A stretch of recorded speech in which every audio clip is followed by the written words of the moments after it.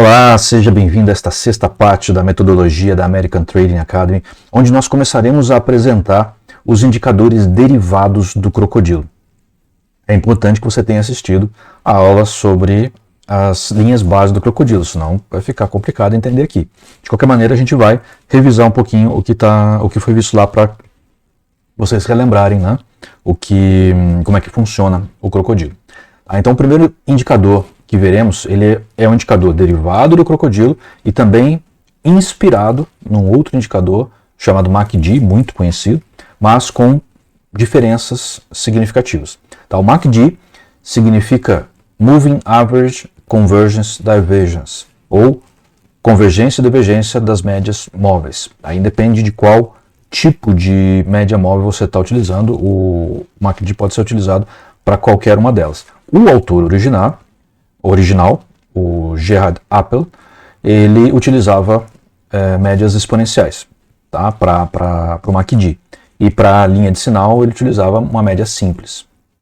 A gente vai fazer um pouco diferente aqui porque a gente está utilizando as linhas base do crocodilo, e são 4 linhas base no crocodilo, enquanto no MACD tradicional são 2 médias. Então é um pouco diferente. Tá?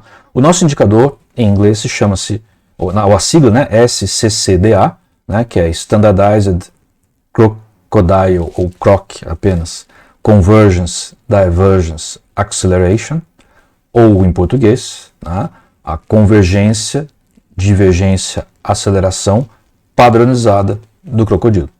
Tá? E esse padronizado significa que ela foi estatisticamente padronizada. É um processo matemático que eu não vou abordar aqui, né, mas é um processo de padronização estatística. Para quê? Para que quando você utiliza aquela curva normal, a curva de sino, que muitos de vocês devem ter visto já em algum lugar ou das suas carreiras profissionais ou em alguma coisa do mercado financeiro, fica tudo padronizado, você pode comparar um indicador com o outro, ou um gráfico com o outro, sem se preocupar a escala do gráfico. Por exemplo, você pega um ativo que tem um valor de, sei lá, R$25, com um que tem um valor de R$1.000, né, naturalmente o indicador seria diferente. Mas quando você padroniza ele, você está trabalhando numa escala ou de 0 a 1, né, -1, 0, 1, ou -100, 0, 100. Pode passar dessa escala, mas normalmente funciona dessa forma. A gente utiliza 100 para ficar mais fácil e evitar números fracionários, né, decimais, para não confundir, né, fica mais fácil a leitura. Tá? Então vou começar aqui a explicar, vou mudar primeiro para a tela aqui do gráfico.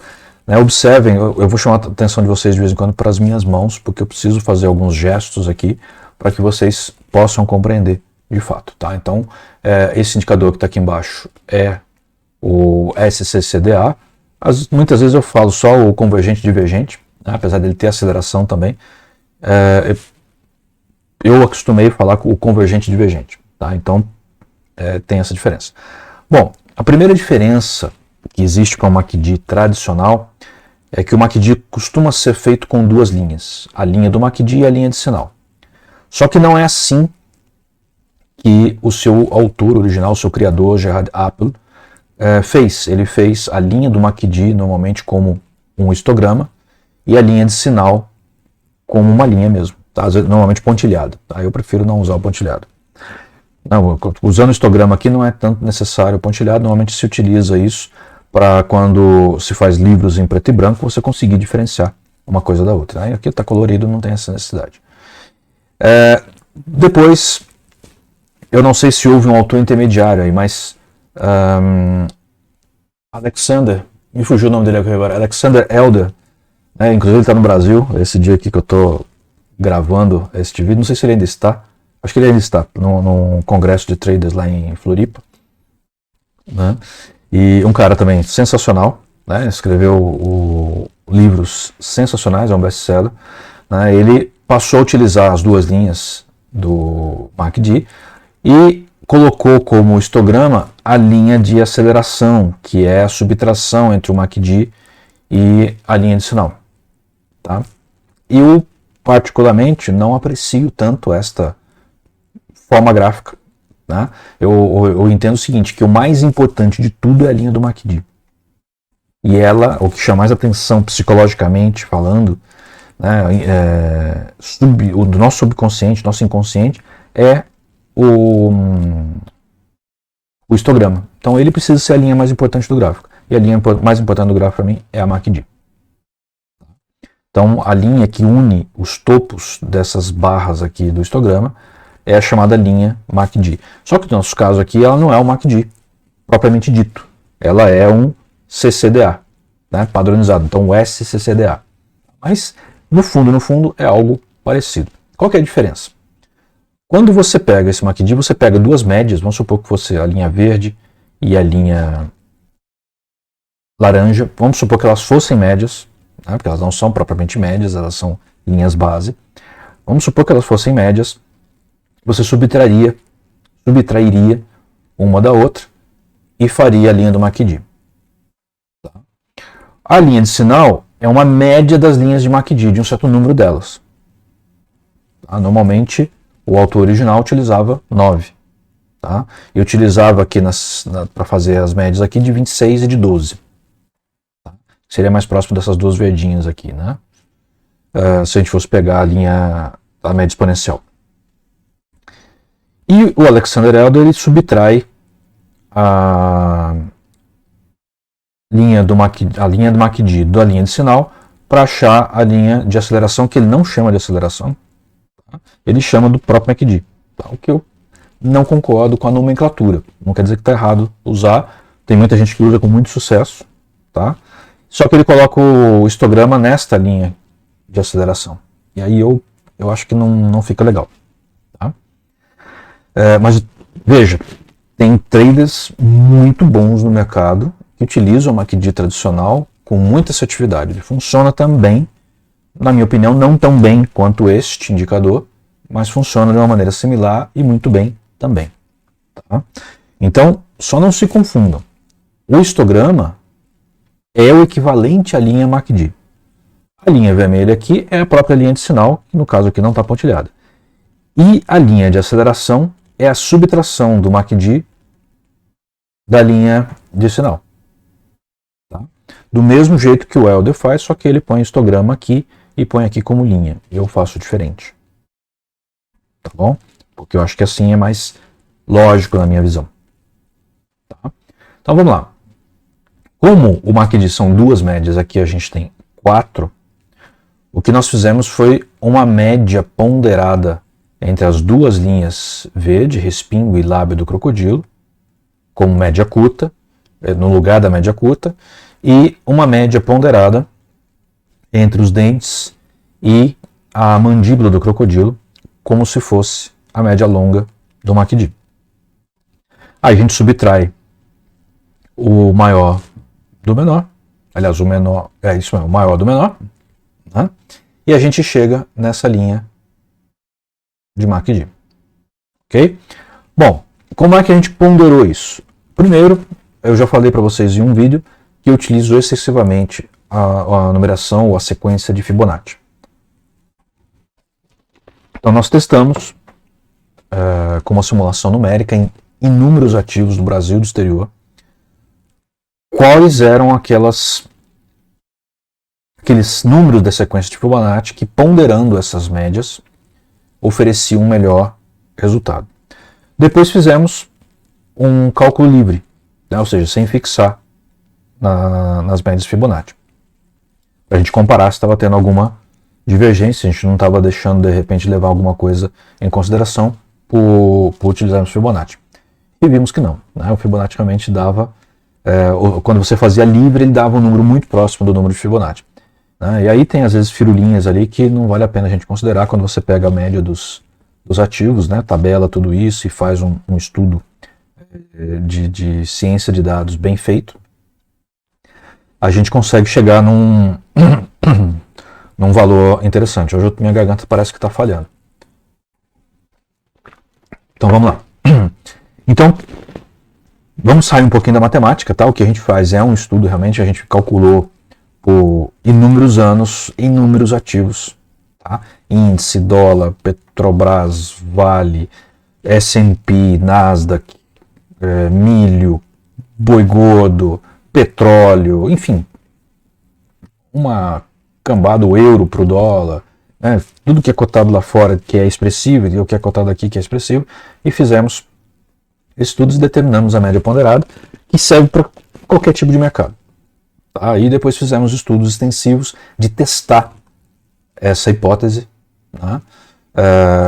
Que permitiu algum refinamento, mas não muito, porque realmente estava bem feito o primeiro estudo, felizmente. Né? E aí ela comprovou-se como sendo muito assertiva. Tá? E é isso que a gente utiliza. Certo?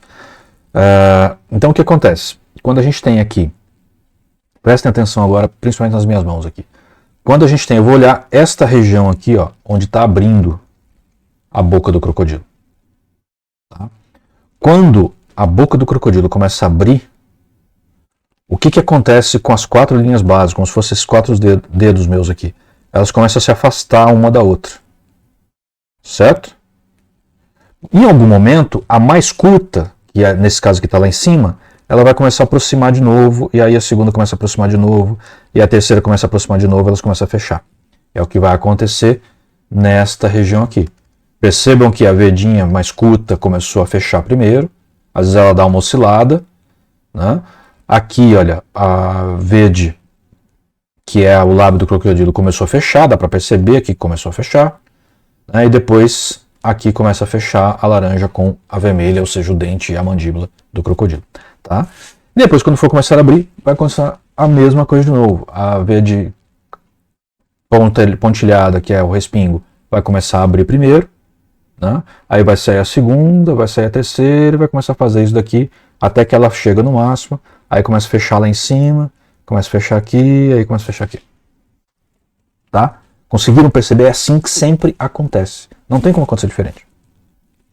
Certo? Então, o que este indicador aqui percebe? Ele percebe, né, e ele permite que a gente leia, estou falando do histograma agora, tá, que é o convergente e divergente, ele permite que a gente interprete melhor o crocodilo para saber se ele está abrindo ou se ele está fechando. Ou seja, se o preço está ganhando impulso ou impulsão, ou se ele está perdendo impulso ou impulsão. No mercado costuma se chamar isso também de momentum. Né? O impulso, na verdade, é o momento ao longo do tempo. Então, o que acontece? Quando este gráfico está, o indicador ele está no verde claro, significa que está abrindo. Quando ele passa, verde não, desculpa, azul claro, ele está abrindo. Quando ele passa para o azul escuro, ele está fechando. Tá? Da mesma forma, se ele está abrindo, ele está indo para cima. Quando ele vira, ele começa a descer, é porque ele está fechando. Percebam, olha só a linha aqui, ó. Nessa azulzinha clara aqui, vejam, o verdinho lá, ele está sempre abrindo lá. No passo seguinte, no candle seguinte, ele começou a fechar, ele deu uma horizontalizada, tá vendo aqui, ó? Ele deu uma horizontalizada. Então, em relação a essa linha verde, ele começou a fechar. Em relação a todo o resto, ele começou a fechar. Então, aqui caiu e virou um azul escuro. Certo? A linha vermelha, que é a média das últimas barras, chega uma hora que, às vezes, não acontece tão rápido assim, como aqui, ó, ela já caiu para baixo. Mas vejam que ela está fechando. Está diminuindo a distância entre a linha de sinal, que é uma média, e o topo das barras. Isso é indicado quando a linha de aceleração está marrom. Ela está desacelerando. Ou seja, isso daqui está fechando e depois de um dado momento ela inverte. Ok? Quando ela está clarinha, assim, douradinho, é porque essa distância aqui está aumentando.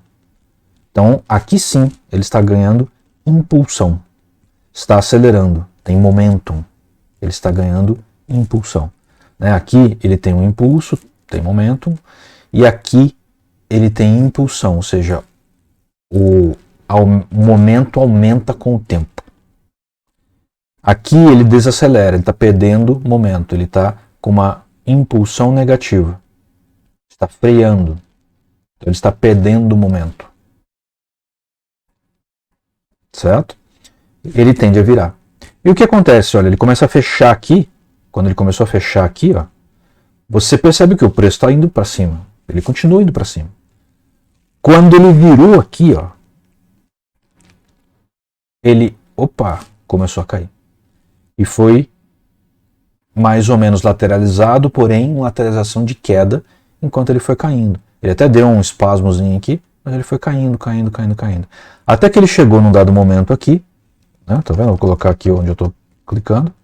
Começou a acelerar antes, né, ele passou do negativo para o positivo, isso é sempre importante, e ele deu um salto. Certo? Aí ele veio caindo de novo, chegou a virar, aqui ele virou novamente, ó. Ele foi lá para cima. Esse momento não é muito legal de analisar porque é um movimento lateralizado, né? Mas só mostrando para vocês. Mas olhem aqui.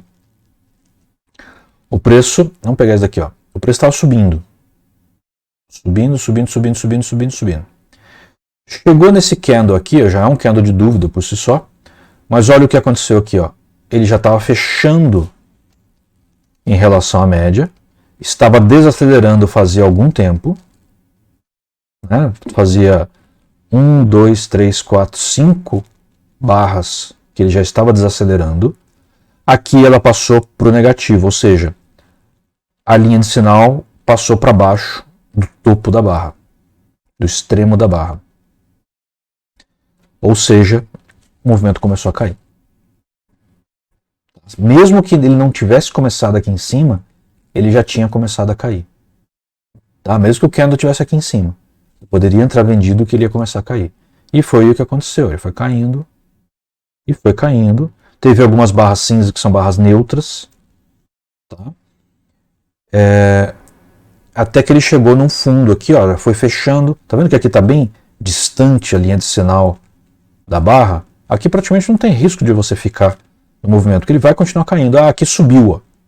Subiu, pegou meu stop estava curtinho aqui. Por que se tinha toda essa distância? Não tem, a não ser que exista um movimento muito forte do mercado, não tem razão para ele cair. Esse stop, se estava aqui em cima, nesse movimento aqui, ele estava muito curto. Poderia ter deixado ele mais alto, né? E ele faria ali uma tentativa de subida, mas não tem momento, não tem impulsão nenhuma para ele conseguir virar o jogo. Isso daqui tem que se fechar primeiro para ele conseguir fechar o jogo, virar o jogo. Então não ia virar aqui de jeito nenhum. Só se o volume fosse muito alto, aqui eu não estou mostrando o volume. Acontecesse alguma coisa muito fora do contexto. Tá? Uma notícia muito relevante, uma decisão de um banco central, uma palavra estranha de algum presidente que tem influência sobre o mercado, como o nosso, como era o caso do presidente americano na época do Trump, etc. Ora, isso não ia acontecer nada.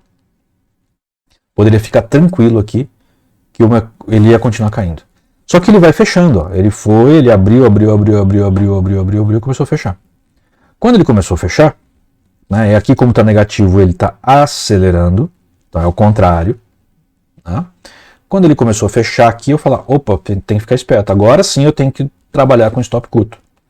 Né? Então eu trabalharia pelo menos no topo do candle anterior aqui.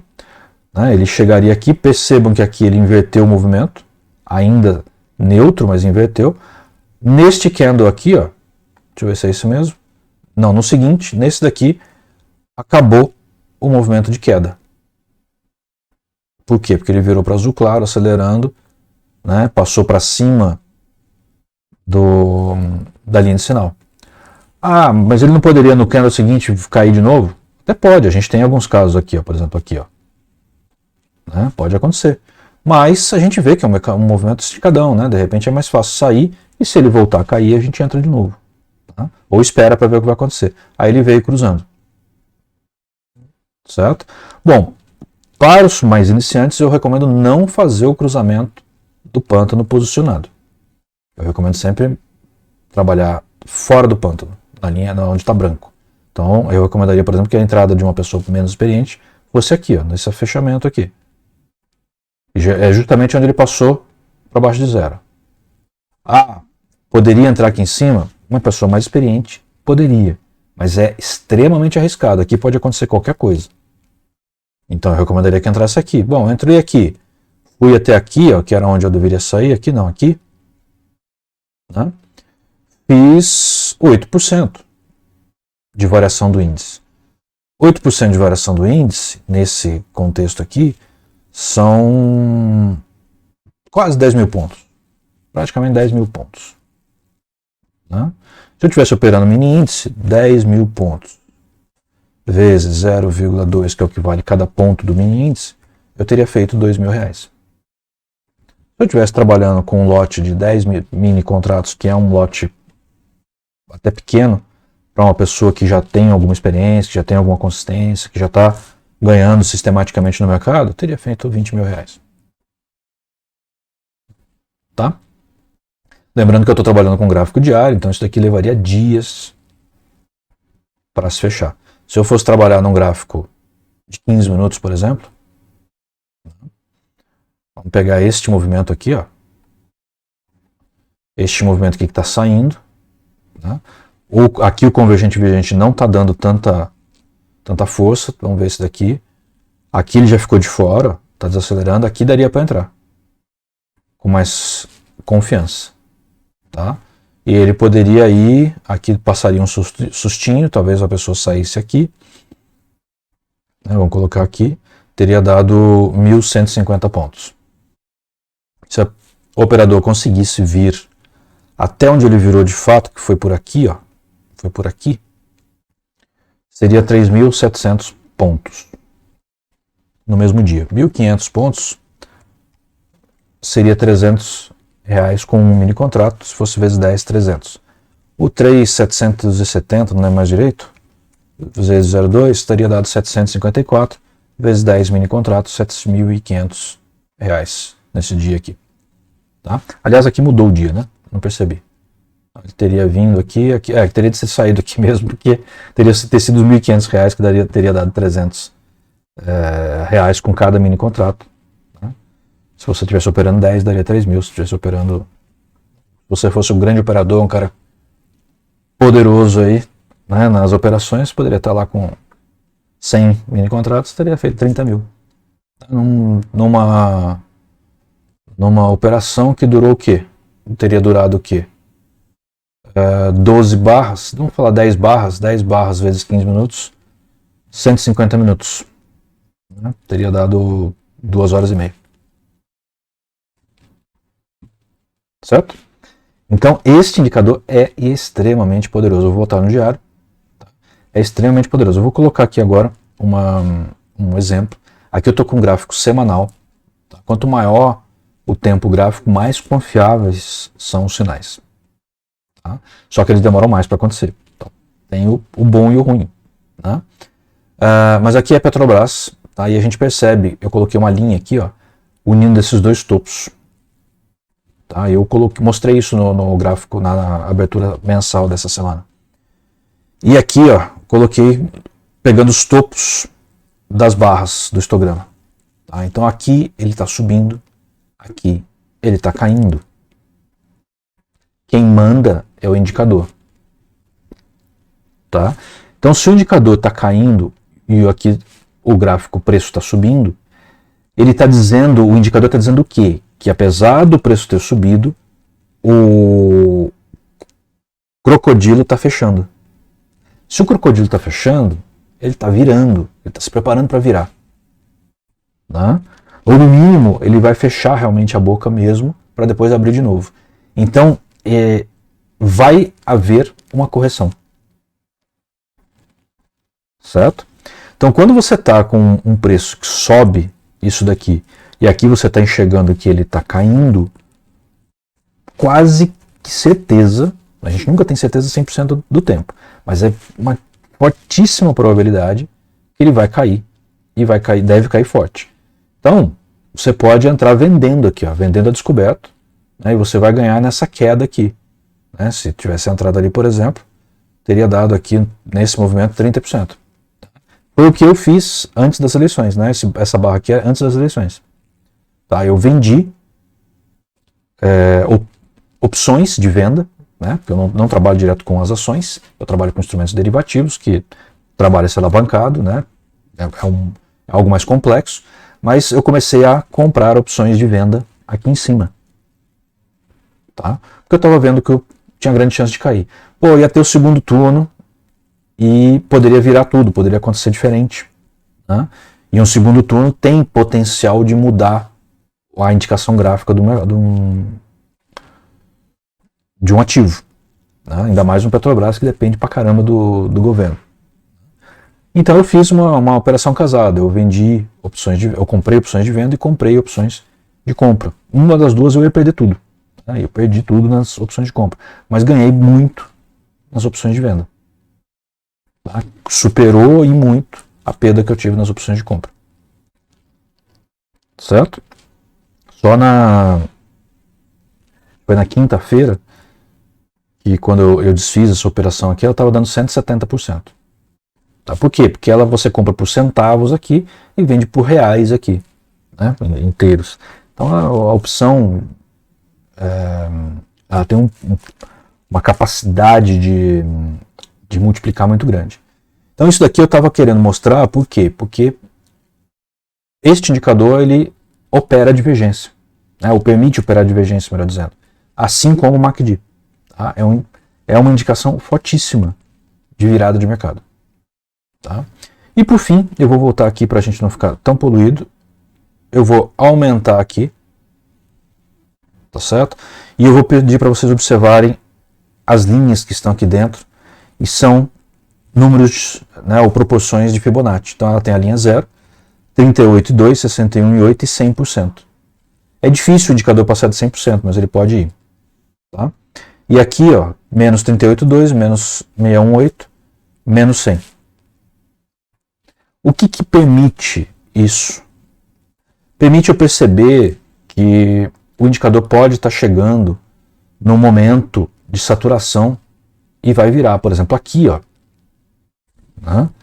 Ele estava chegando no seu limite, ele estava fechando, ele estava desacelerando, a linha de aceleração estava passando quase para baixo do zero, não tinha passado ainda, e ele estava próximo do 100.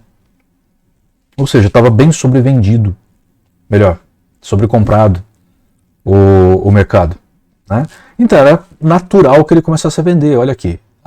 Só que ele lateralizou. Né? Vamos pegar um outro caso aqui, vamos pegar um caso mais bonito. Aqui. Ele veio e passou do 100%. Até tem aqui o 127, tem o 161,8. Ele passou e começou a ficar horizontal. Ó. Pô, isso daqui é uma indicação quase certa, né, com altíssima probabilidade que o mercado vai cair. Caiu. Aqui ele chegou no menos 100. Se ele chegou aqui no menos 100, a indicação de probabilidade é altíssima. Ele começa a virar, diminuir, né, aqui no caso acelerar. A probabilidade é altíssima que ele vai subir. E o que ele fez? Ele subiu. Tá?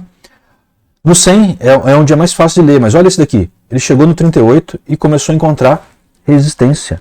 Né? Aí você começa a analisar suporte e resistência no indicador também, quando você coloca o Fibonacci aqui. E você não precisa ficar traçando o Fibonacci aqui. Por quê? Porque o indicador já está te mostrando. Ele chegou aqui, começou a fechar, mostrou que encontrou resistência aqui, ele vai virar. E o que aconteceu aqui? Virou. Vamos olhar mais? Vamos olhar mais, vou rodar bem aqui. Ó. Olha só, aqui. Ele chegou no 38, começou a encontrar resistência e caiu. Só que ele lateralizou. Ah, pode acontecer a lateralização? Pode. Ele perdeu força e lateralizou. Se ele lateralizou, provavelmente ele vai continuar o movimento que ele estava, de alta. Então a gente espera ele cair. Né? O 38,8 não é um movimento tão grande assim. Deixa ele virar. Você vê que ele virou baixo aqui. Né? Quando ele está passando do 100 aqui de novo, talvez seja um bom momento de entrar. E de fato, lá. Foi aqui e ele subiu. Certo? Olha aqui, chegou no menos 100. Dito certo, ele vai virar. Ó. Ah, não é um movimento muito curto? Poxa, eu posso pegar um movimento por aqui, ó, e ir até mais ou menos por aqui. Eu fiz 2.900 pontos, 3.000 pontos. R$600. Aqui, ó, tá saturando no 618. Ele está encontrando suporte aqui, ele vai virar. Aqui, ó, ele veio um movimento longo, longo, longo. Tá vendo? Ele chegou no 61,8. Começou a cair, encontrou um certo suporte aqui, subiu, não aguentou, caiu de novo. Caiu até onde? 61,8, é onde ele estava. É outra coisa, o espelho. Normalmente ele sai de onde ele estava, de um lado, para chegar no outro. Normalmente, no primeiro movimento que ele faz. Eventualmente no segundo, se o primeiro movimento for fraco. Chegou aqui. Chegou aqui, não aguentou mais, encontrou suporte, subiu de novo. Certo? Não foi tão pouco assim. Aqui, ó, chegou no 38,8, virou, subiu, subiu, subiu, subiu.